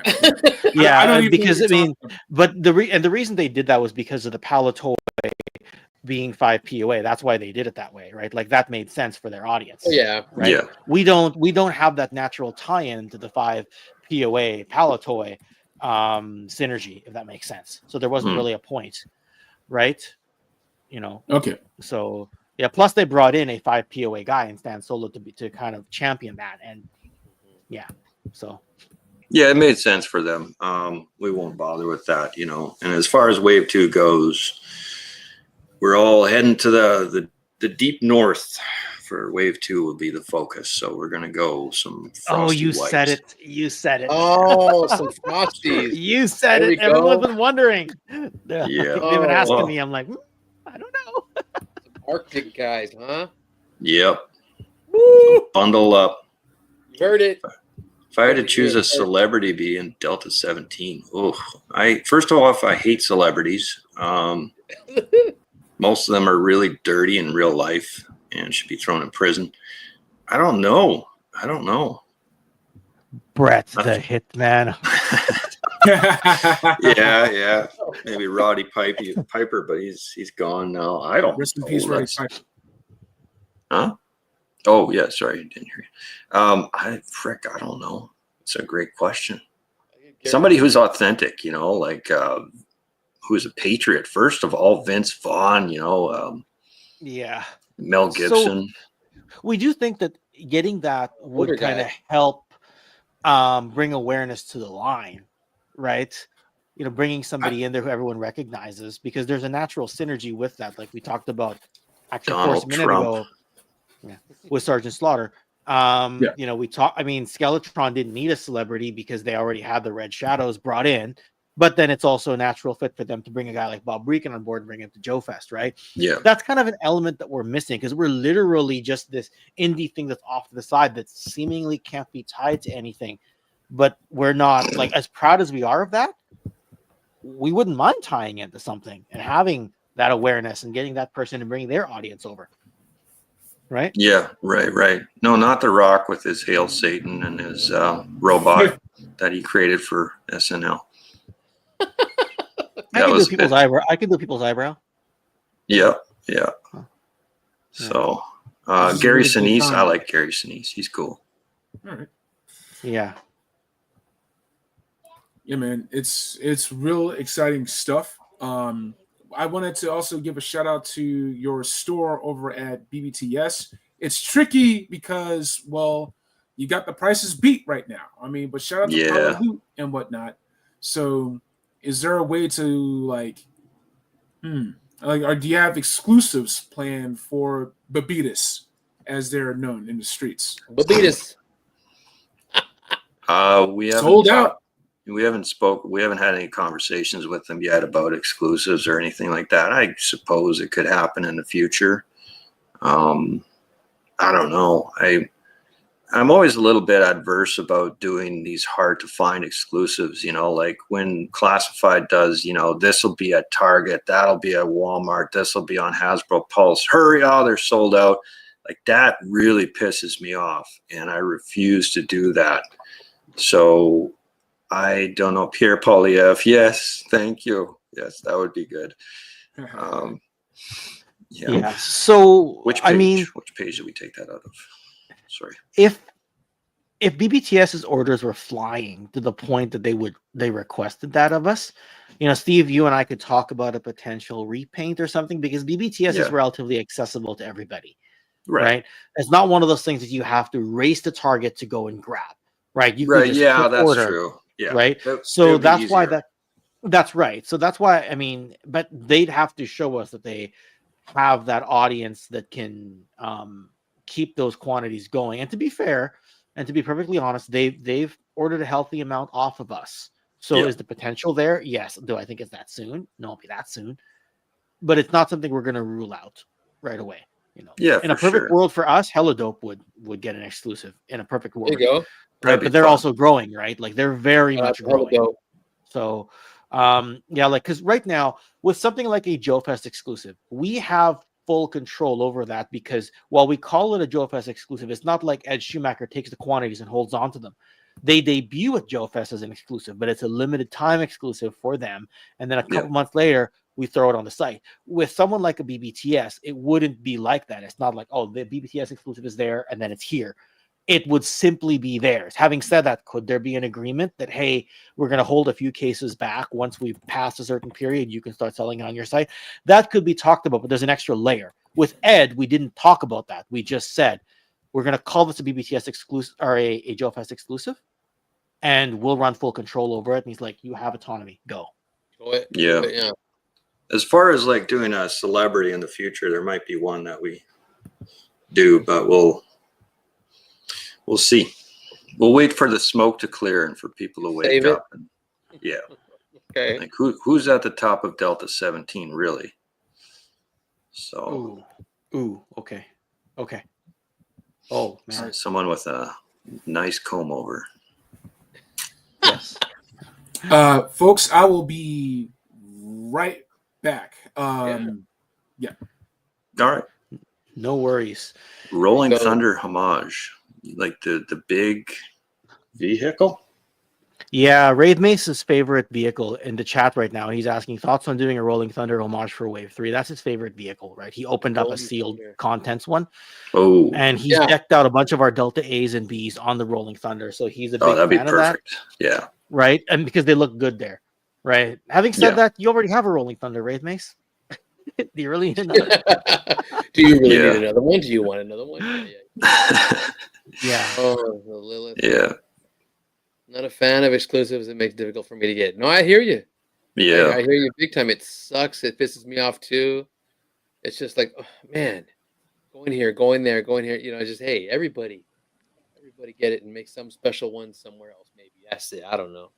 Yeah, right. Yeah, it's so difficult. It's just, I don't know. It's so different now. I've never pre-ordered so much crap in my life. I'm going to the store, looking for it, hunting a little bit, getting it. Yeah.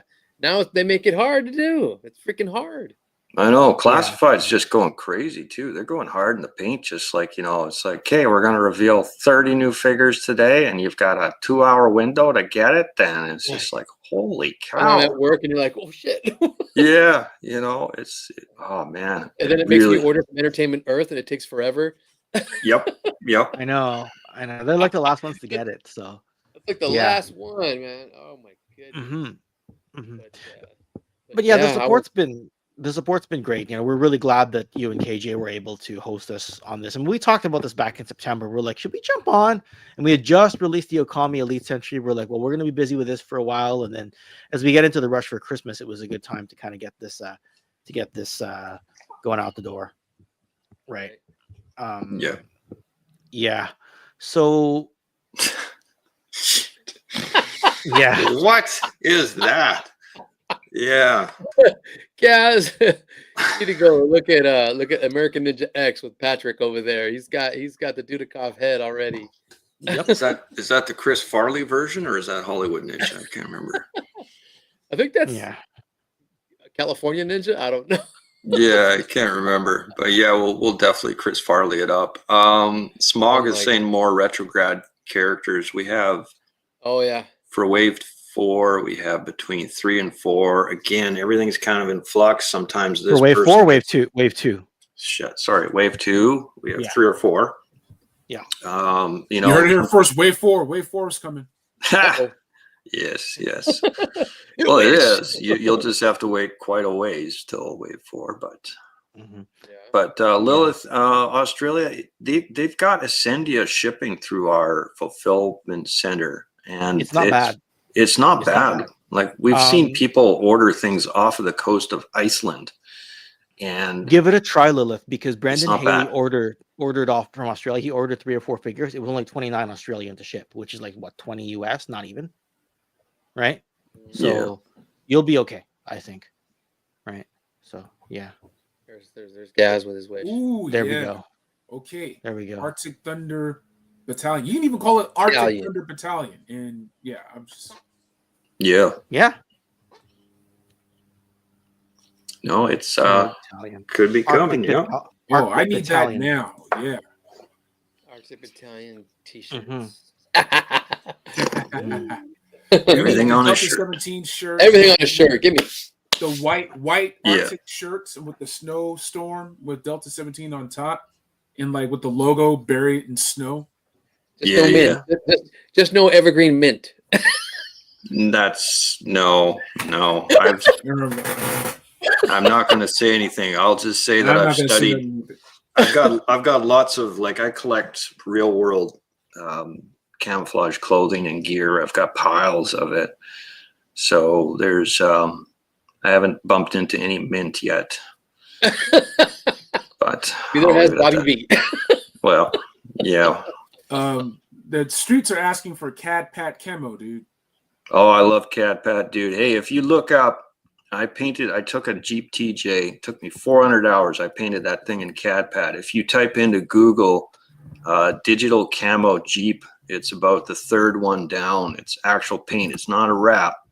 And it's on Pinterest and everything. Hold on, I'm right there. Hold on a second. Oh, digital camo. Okay. Digital camo Jeep, and then you scroll down past all the dumb wraps. You'll see one that's at a 3/4 angle.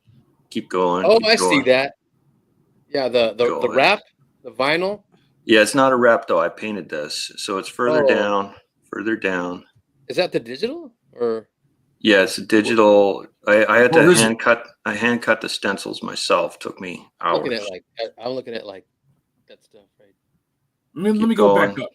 Keep going. No, you gotta go down. Oh, okay. I know exactly where it is. Keep going. Frick, has it gone down? It was usually on page 3 of Google for years. It's page a mystery, 2. Man. It was always page 2. Now I think it's page 3. If you keep the going. Cherokee? No, it's a TJ, and it's in the bush. It's off some logging road when I took it up shooting. What the? Okay, are you on Google? Yeah, you are. I'm on Google. You can send me some stuff. It's not speed demon wraps. Oh, okay. No. Digital camo Jeep. I'll take your word for it. I'll take your word for it. Yeah, this must be done. Here, let me see. Hell yeah, I like that. This is getting mysterious all of a sudden, man. Okay. Let me see. Even he can do it, and we can share his screen. A nice spearmint color. Mr. Magus, you know what I'm talking about. Come on, man.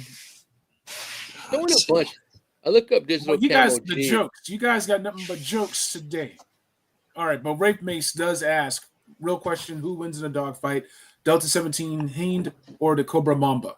There it is. You mean this thing? You mean this thing? Whoa. Yeah, look at the mad flex. Okay. Okay, can we get something like this from the homies, man? I know you guys. The flex. I always you guys got something planned for rotors. Oh yeah. He asked about it. It was right there. That's why he asked. Yeah. Suggestive. Yeah. Nice. Right? Who would win? So, the Hind, man, all the way. Okay, I'll show you it'll be the Hind. I'll show you the Jeep real quick. Share screen. How does this work again? And you click on it, and then you press share, and then you go over to. Can you see that? I see it. Oh, my bad. There you go.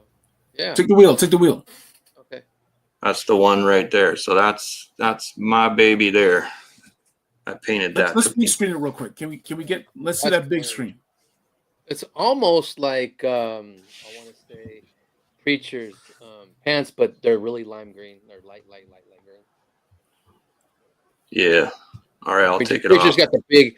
Preacher's got the big. Whoa! Infinity. Yeah. Like that dream. What's that dream movie with Leo? Inception. Yeah, going on. Yeah. Right. Zachary Gerginti says, very well done. Thanks, man. Nice Jeep. Awesome. So it's already confirmed. Delta-17 Jeep on the way. Camo. Yeah. I would love to, but I'll stop. After the MRZR.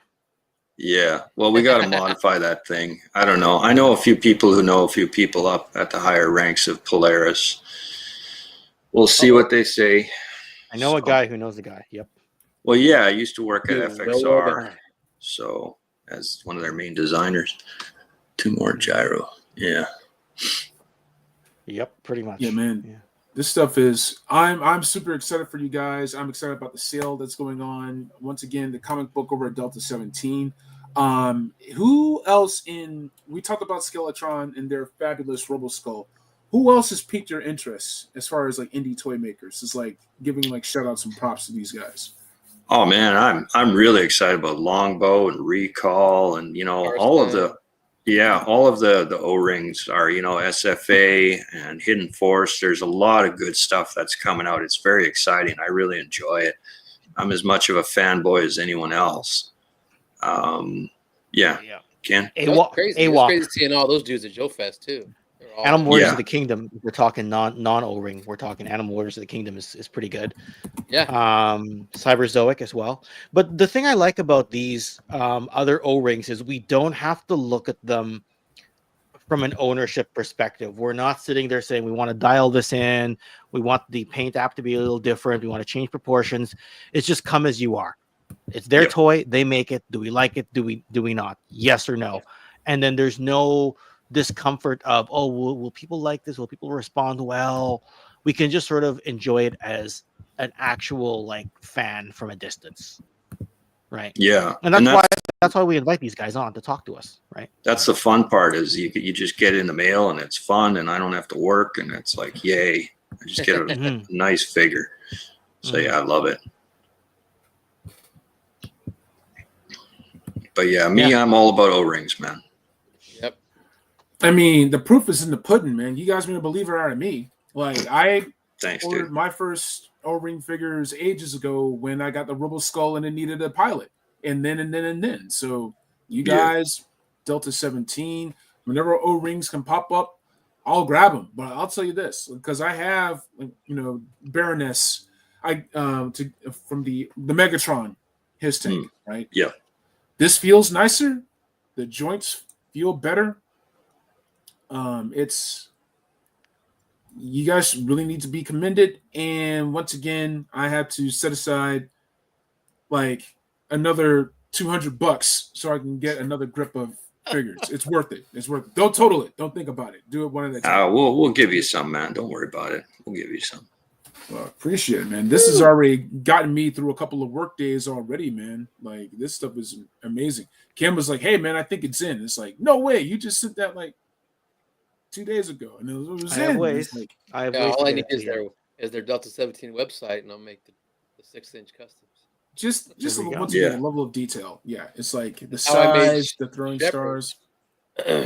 No, I appreciate it, man. Yeah, no, just let us know if you want a couple. Just let us know which ones. We'll send them to you. That's no worries. Man, I appreciate that, man. We got a question from Toyetic. Loves what y'all doing. We covered the 112s. So just stay tuned, and that's replay squad for you. There we go. I'll leave it a mystery. Crash in the house. Hey, Crash. Shout out to Crash. Gas has a question for you. Do you have any thoughts about non-combatant figures, command characters, generals, medics? Right? Yep, there's a couple. There's two people in specific that I'm really looking at that would be non-combative. One of them was, of course, a general, so he has some combat experience. He's a real-life dude. His first name is Michael. I won't say the last name. Okay.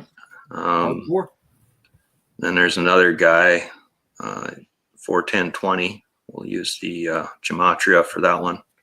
So, I do a series on Black Genghis Live, how to reboot.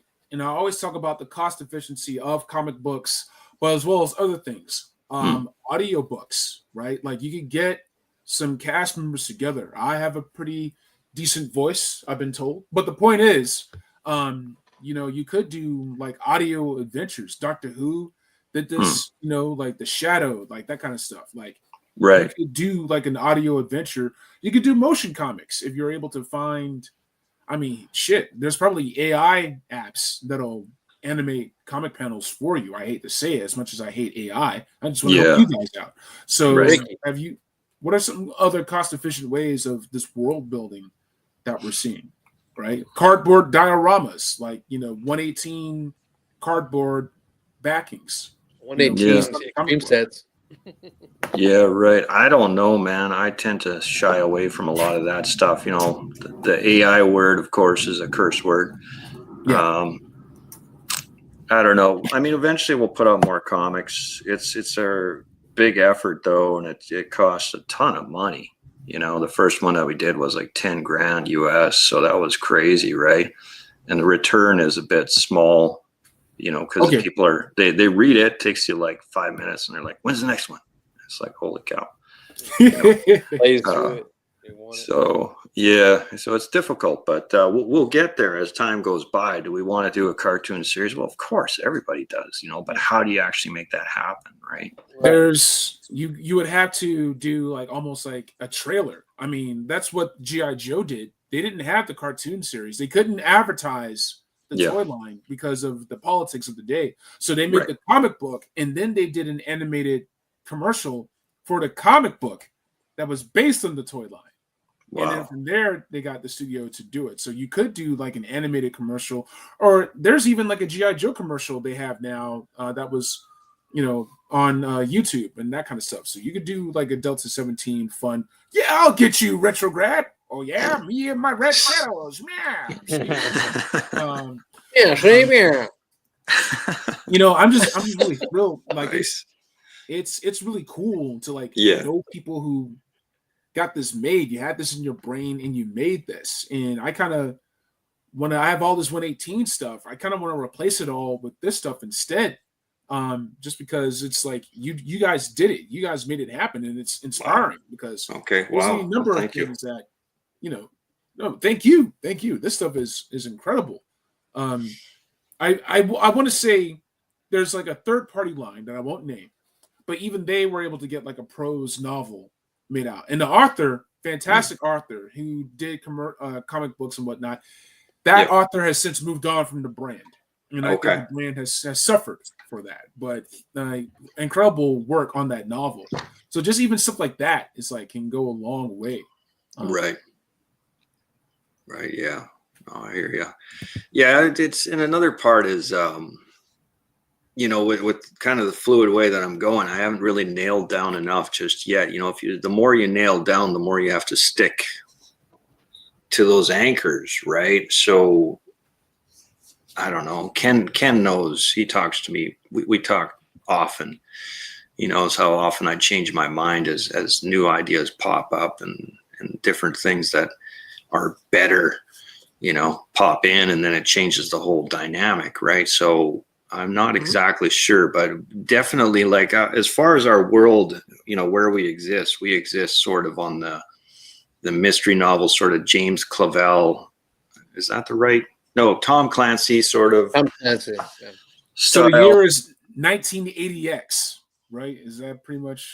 No, we're like we're 2015 and up is where we're basing ourselves, and we're sort of year.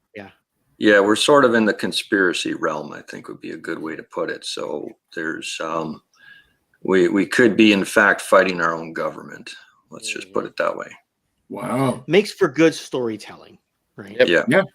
Whenever we get interviewed about it, that's what we say, is that there's corruption at the top, hence why Delta-17 is so far off the books. That's why the sales pitch for it was there are no awards or recognition or medals of honor given to our characters, because the ones who would be giving those medals of honor are bought off, paid for, corrupt. So this is very much a deep patriotism kind of thing. Now, does it mean we're going to lean very heavy into the conspiracy thing for the purpose of entertainment? You know, for the purpose of like serialized storytelling? Yes. Yep. All right. That's why it's a war in the shadows. War in the shadows. For the purpose of trying to brainwash the audience? No. Right? You can do what you like with your view of the political world. That's 100% up to you. But we love, where Steve and I like things is that serialized storytelling rather than episodic. And I think our whole culture has moved that way anyway. But can we lean into something that's controversial in nature, but you only lean into the entertaining parts of it? That's what we like. Yep. And how do you balance that to where, I mean, at the end of the day, as our friend Dreadnought Ryan Sweeney likes to say, it's toys. So how do you still keep the toyeticness of it so it doesn't get swallowed up by an aesthetic or a texture that is in danger of being self-serious or anything like that? That is that's the razor's edge. That's one that we're going to have to balance as we move forward. I think that's something that'll be organic in nature. I honestly believe that we're all about to see things come to light that we did not know. You know, sort of the Wizard of Oz, the man behind the curtain. You know, the Greek word apocalypse simply means the lifting of the veil, and we are in the apocalypse. Okay. The figures themselves, without knowing any story, can stand on their own. When people look at them, when they walk by us at Joe Fest, the people who were walking by were legitimately people like 𝐜𝐭�𝐤𝐬, right? Marco Byrne, the other Skeletron person, Dave from Audible Interlude. They walk by and they're just kind of like, what is this? I like this. Not sure what it is, but I like it. And they knew nothing about the story at the time. Obviously, they've started to catch up now, but then they can stand on their own just in pure aesthetic feel. But as you read the story and you read deep into it, and there's the whole lifting of the veil and the whole deep conspiracy stuff. Again, like think about what you're already reading, like from some of the comics that we've seen in the past, and just kind of like level that up a little bit. Just take the intensity just a little bit higher than that, so that you can feel for the characters more. And when you're done, there's no big celebration at the end. It's not like yay, waving of the banners and everything. It's okay, it's done, and on to the next task, kind of thing. Yep. Yeah. Hey Tony, man, you've been gifted another super chat from the homie Geek Fusion TV. Geek Fusion, my boy over there with Collector Express, O-ring and 118 figures. Need more love in the community on YouTube. Delta-17 is probably the best O-ring line since the original Real American Hero. Wow. Thank you very much. Thank you. That's amazing. Shout out, buddy. Thank you so much. His buddy Collector Express. Sometimes I'll do live customizing on air, and Geek Fusion will be there. Yeah. That I recognize the name. He may have been my very first super chat, actually. Like really? Yeah. Geek Fusion, man. Right. Gas basically wants V. He wants Delta-17 versus V. Gas always gets a chuckle out of Steven. Yeah, we gotta make figures with these articulating jaws big enough to fit a guinea pig in, right? Listen, man, I want aliens, I want zombies, I want all sorts of stuff. And goodness, lifting the veil, you guys have got to use that. Lifting of the veil. If War in the Shadows is like your tagline, it doesn't have to be replaced, but it needs to be like issue number 2 needs to be lifting of the veil or something. You got to find a place for that. Because we're just looks good in the packaging, right? Lifting of the veil is anyway. Yeah, the lifting of the veil is sort of the act 2 that we step into. It won't be issue 2. Issue 2, I believe, is between the hammer and the anvil. That sounds dope. Yeah, well, we're basing all of our comic book titles off of Judas Priest songs. So heads are gonna roll. Yeah, but Curbs. Oh yeah, go ahead. No, please. No, I was just gonna be like da da da da da. That's all I'm doing. That's what I've been doing for the last hour and a half. You're killing it. Super 7, they suck, huh? Anyway, yeah. No, you're doing good. Curb Stop was asking about a weaponized drone figure operator, especially since we're seeing more drone warfare, drone combat, that kind of stuff. Is there anything like I forget who does this? Like, there's like a dollar store that does a drone like that. I want to say his Final Faction probably does that kind of thing. I don't know. Yeah. So like a drone operator, like the little kind of thing, or what? Yeah. Okay. Yeah. I mean, that's not outside of things. Some of these, I don't know. Like, there's so many figures that I keep just pushing back, because it's like, this would be cool, but is it the best that we can do for the the current? Yeah. Oh, sure. Okay. But like, if I'm going to put out, let's say 12 figures, is the drone operator the absolute coolest guy out of the 12, or are there another 12 guys that are way cooler? It's like, well, okay, so he keeps getting pushed back. There's a bunch of guys that, Nuke Trooper, Silo, a whole bunch of them, Chess Master, that just keep getting pushed around. And I was choked when you took Nuke Trooper out of Wave 1. I was like, you mean you're going to push this guy back?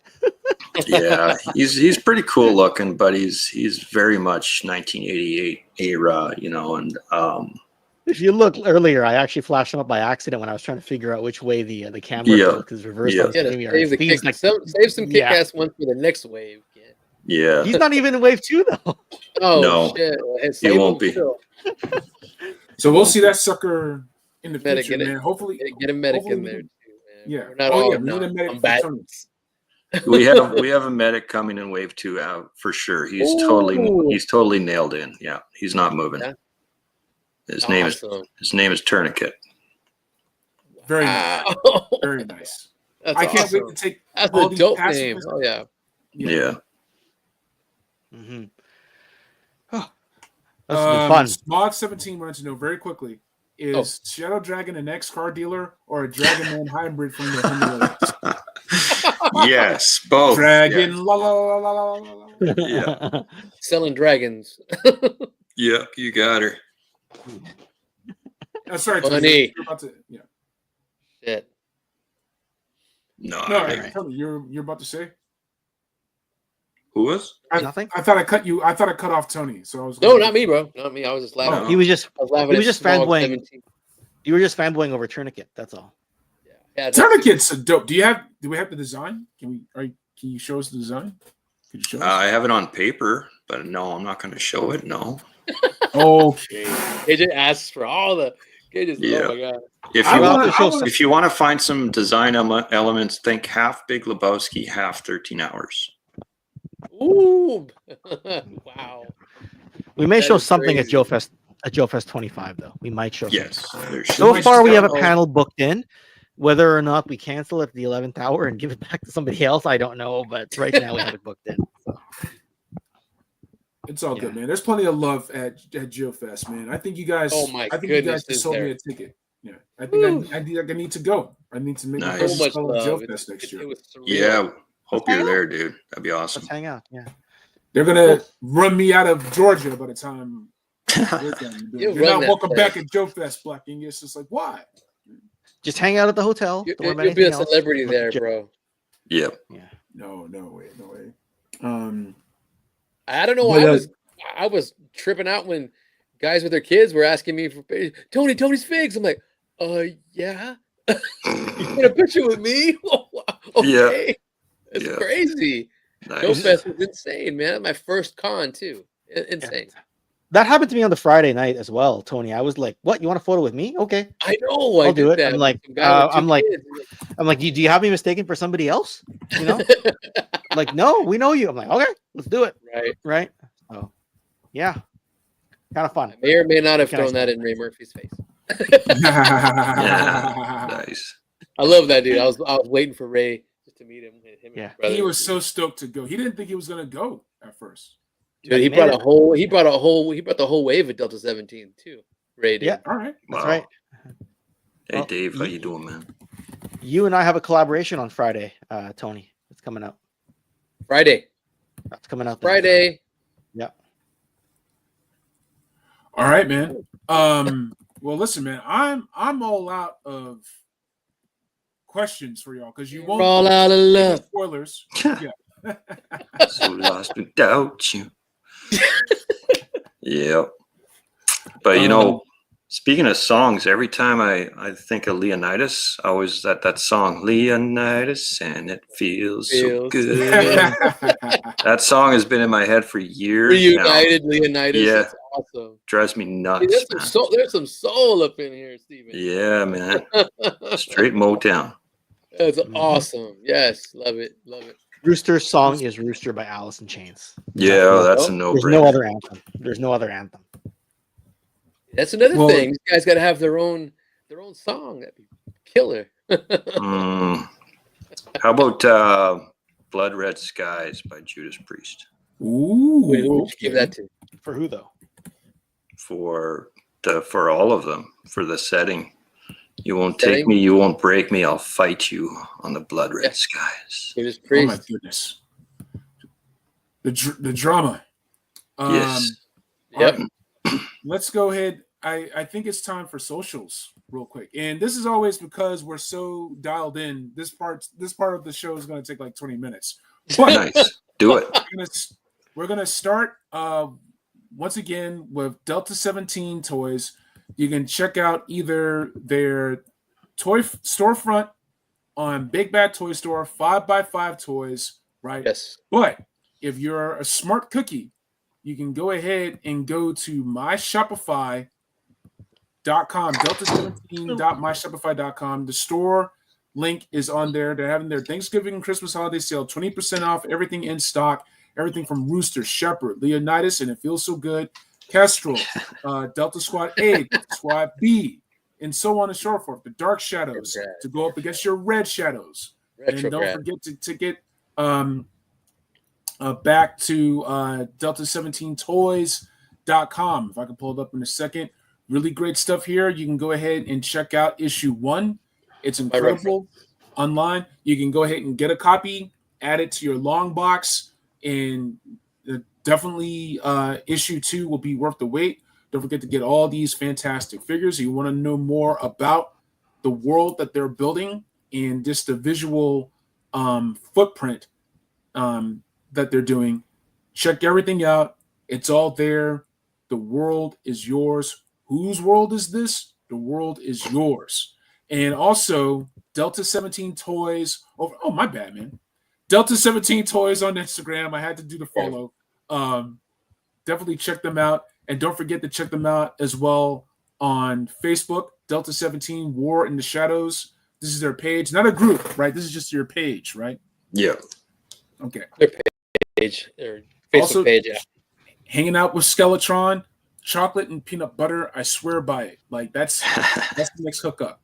We also gotta give some love to the homie Ken Po, Toy Kennections. Check out his series on Mask. Check out his videos on Cops and Crooks. Hold on, we gotta share this, right? Yeah. Look, your dude is killing it. All right. 9,000 subscribers, 10,000 subscribers on the way. Share, like, subscribe. Share. The dude is in the streets, toy hunting, breaking everything down. G.I. Joe Resolute, my favorite G.I. Joe animated piece. Yes. Talking about Operation Longbow. Brave Star. You know I got love for Brave Star. All this stuff and everything in between. Like, the hits don't stop. Let's keep this going with the homie Tony's Figs. Right? Yeah, man. You're on right now, but don't forget to check out his series CT Toys before they got shut down. You had your chance to get it, but that's okay. And also the work he's done with Delta-17. I'm pretty sure that's on the way, but let me not put words in your mouth. There it is right there. Come on, man. Hold on. You guys can see this, right? Oh, yeah.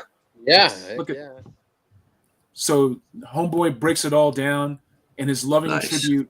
Oh, yeah. That's sweet. Really good stuff.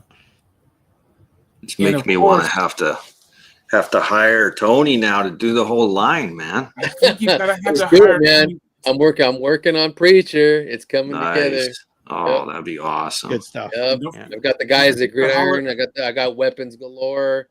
But how you gonna find that retro Harley jacket though, dude? I know. Oh man, I gotta paint it up. I gotta paint up a jacket. Nice. And also, Tony is always collecting. He puts my collection to shame. So be sure to check him out on Facebook. You can go to either that Instagram, and you want to get the big pictures, you can go over to Facebook and check all that stuff out. Family-friendly entertainment. I mean, to a point for the big kids. Let's put it that way. Yeah. Really great stuff, right? And, of course, you have yours truly, Black Genghis. Genghis. They call me Black Genghis in the South. I am the keeper of the checklist. You want to know everything G.I. Joe Classified Series, this is your one place to check out who, what, when, where, and why, what's coming up. You know, you got this teaser coming up.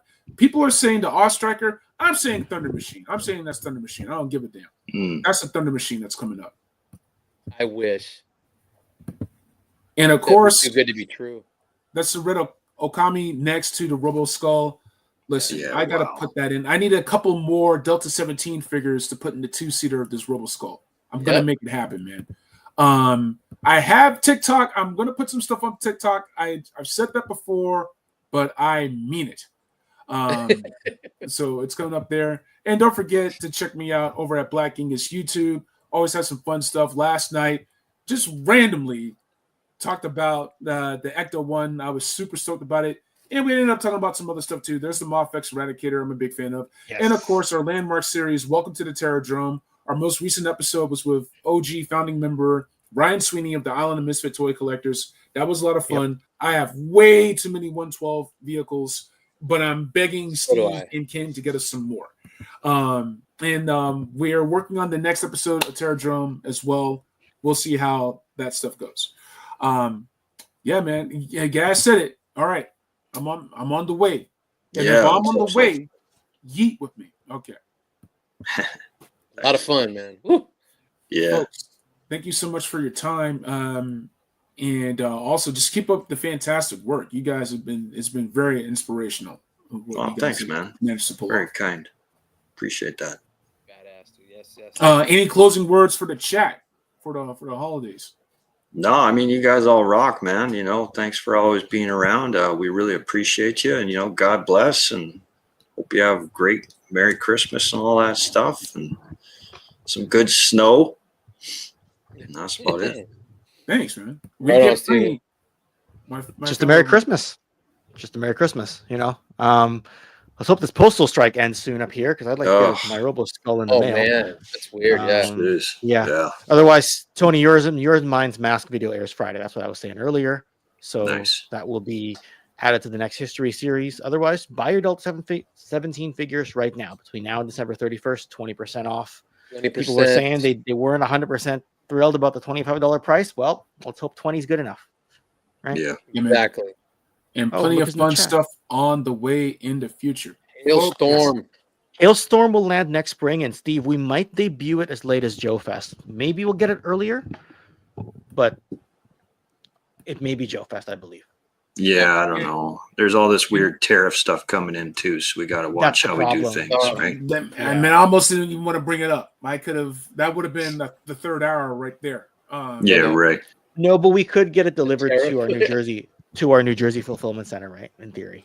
I'm not too worried. I mean, it's the whole art of the deal thing. You don't really you don't put out tariffs and weaponize them, because then the other guys just counter strike, and then everybody's at a loss. What you do is you bring up tariffs so the other guys back off. It's a negotiating point. It's a powerful card to put on the table to get the other guys to back down so that both sides win. I think ultimately both sides will win. It's just a matter of how soon, right? Okay. Sooner than later. All right. Yeah. Awesome. Cool. And thank you. Really quick, I just had to give a shout out to Mr. McFly for joining us. You're going to love the replay. Shout out to Ray Murphy for his excellent Delta-17 customs. We did show it off. Yeah. How did James, Ray? James is the older brother. All right, folks. Thank you very much. Have a great week. And until next time, it's time for Delta. It's Delta. Delta dangerous. Yeah, I don't know. 17 all day. Delta Yo, 17. Delta. Yeah. Nice. Or when you're done buying from the sale, I have the Delta. I have the Delta. You got him in hand. I have the Delta. Thanks to the homie kid. I have the Delta. And also, where can we get that shirt? Is the shirt on the store? By the way, is that shirt on the store? No, we printed a handful for Joe Fest, and then this Joe Fest we did the Hailstorm version. This guy, so we just did a handful. And what I learned is, again, the whole NAFTA thing, or not NAFTA, MCA, whatever it's called now. It has to be, your shirts have to be made in North America. Otherwise, you're getting big trouble. So we have some shirts from the Philippines and some from Bangladesh. And it's like, oh, great. So. Oh, man. Yeah. More money, more problems, man. Stuff, man. Yeah. Get it? That's weird. Well. Got it. All right. Don't worry about it. Bye for reals. You guys are awesome. Yeah. All right.